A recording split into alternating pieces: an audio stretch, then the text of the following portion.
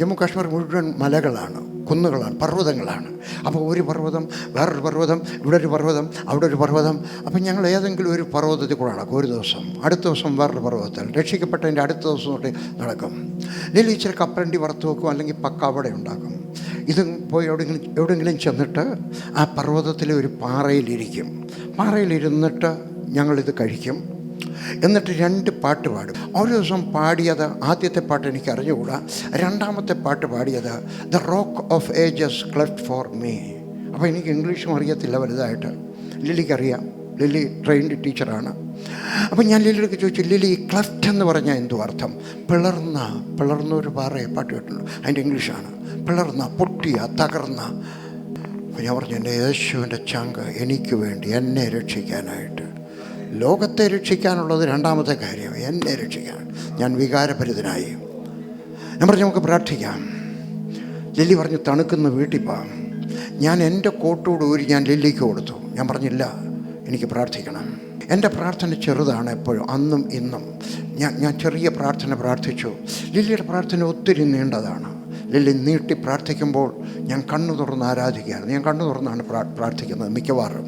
അതുകൊണ്ട് ഞാൻ കണ്ണു തുറന്ന് പ്രാർത്ഥിക്കുന്ന സമയത്ത് ഞാൻ കണ്ടു, അപ്പുറത്തെ ഒരു പർവ്വതത്തിൽ നിന്ന് തീനാളങ്ങൾ ഉയരുന്നു. അവിടെ വേറൊരു തീനാളം, ഇവിടെ വേറൊരു തീനാളം. പെട്ടെന്ന് 10, 30, 40, 50 തീനാളങ്ങൾ കണ്ടു. ഞാൻ പറഞ്ഞു, കൊച്ചേ പ്രാർത്ഥന നിർത്തിയാട്ടെ, എന്താ കാര്യം? ഞാൻ പറഞ്ഞു, ആ തീനാളങ്ങൾ കണ്ടോ? ലില്ലി പറഞ്ഞു, നമ്മൾ എന്നും കാണും. ഞാൻ പറഞ്ഞു, അതല്ല ഞാൻ പറഞ്ഞത്.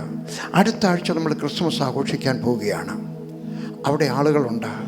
ലോകത്തിലൊരു ക്രിസ്മസ് ഉണ്ടായെന്നവരെ ആരും കേട്ടിട്ടില്ല. ലില്ലി പറഞ്ഞു, അവരെങ്ങനെ കേൾക്കും? ആര് ഒന്നാമത്തെ പർവ്വതം, രണ്ടാമത്തെ പർവ്വതം, മൂന്നാമത്തെ പർവ്വതം ആര് കയറിപ്പോവും?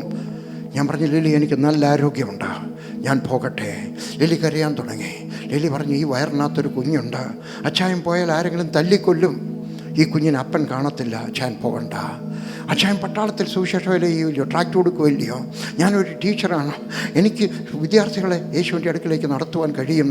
മിഷണറിമാരാകാതെ നമുക്ക് മിഷണറിമാരാകാം. ഞാൻ പറഞ്ഞു, അല്ലല്ലേ, അവിടെയുള്ളവർ 2000 വർഷം കഴിഞ്ഞിട്ടും ആ പർവ്വതത്തിലുള്ളവർ യേശുവിനെ പറ്റി കേട്ടിട്ടില്ല. അവർ ഒരിക്കലെങ്കിലും കേൾക്കണ്ടായോ? ഒരു ക്രിസ്മസ് ഉണ്ടായെന്ന് കേൾക്കണ്ടായോ? ലില്ലി ഒരിക്കലെങ്കിലും. ഞാൻ വികാരഭരിതനായിരുന്നു. ലില്ലി പറഞ്ഞു, അച്ചായ എനിക്ക് മനസ്സ് വരുന്നില്ല, പക്ഷേ അച്ചായൻ പോകാമെങ്കിൽ ഞാൻ കൂടെ വരാം. ഞാൻ എൻ്റെ ജോലി രാജിവെച്ചു. ലില്ലിക്ക് ടീച്ചറിൻ്റെ ജോലി 99% വക്കത്ത് വന്നിരിക്കുകയായിരുന്നു. അതും വിട്ടിട്ട് ഞങ്ങൾ കാശ്മീരിൽ കട്ര വൈഷ്ണോദേവി എന്ന് പറയുന്ന സ്ഥലത്ത് പോയി സുവിശേഷ വേല തുടങ്ങി.